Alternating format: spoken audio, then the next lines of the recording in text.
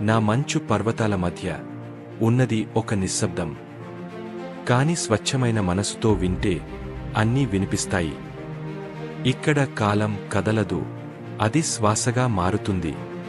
ఆ శ్వాసలోనే దాగి ఉంది అసలైన జీవిత సత్యం. నీవు నీ జీవితంలో తప్పిపోలేదు, నీ ఆనవాళ్లు మర్చిపోయావు అంతే. నన్ను చూడు, నీకు నీ మార్గం కనిపిస్తుంది. జీవితం ఒక ప్రవాహం. జననం, మరణం ఇవన్నీ ఒకే నది వలె ఎప్పుడూ ప్రవహిస్తూనే ఉంటాయి.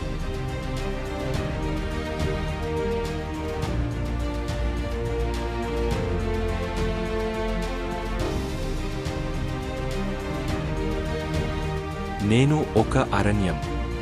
నేను ఎదగాలన్న ప్రయత్నం చేయను. నేను నాకు నేనుగా ఎదుగుతాను. నీవు కూడా నాలాగే నీకు నీవుగా శ్రమిస్తూ ఎదగాలి. నా అరణ్యంలో ప్రతి జీవి నాలో ఒక భాగం. చెట్ల ఊపిరి నాకు శ్వాస అవుతుంది.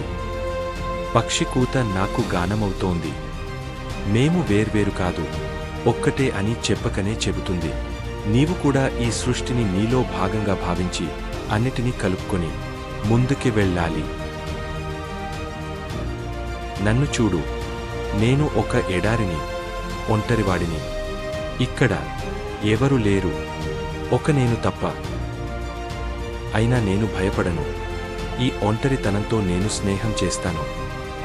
ఎందుకంటే ఒంటరితనం అనేది జీవితంలో ఒక ముఖ్యమైన పాఠం.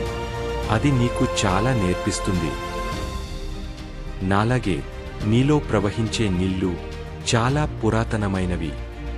నిశ్శబ్దంగా నీ గతాన్ని ఎప్పుడు నీకు గుర్తు చేస్తాయి. ఈ లోకంలో నీవు ఎవరివో నీకు తెలియజేస్తాయి.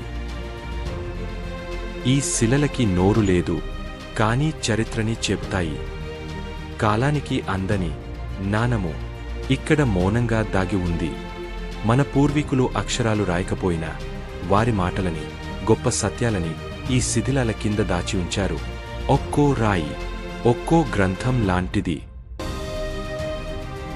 నిజమైన చరిత్రని గుర్తు చేసుకో, నీ పుట్టుకని తెలుసుకో.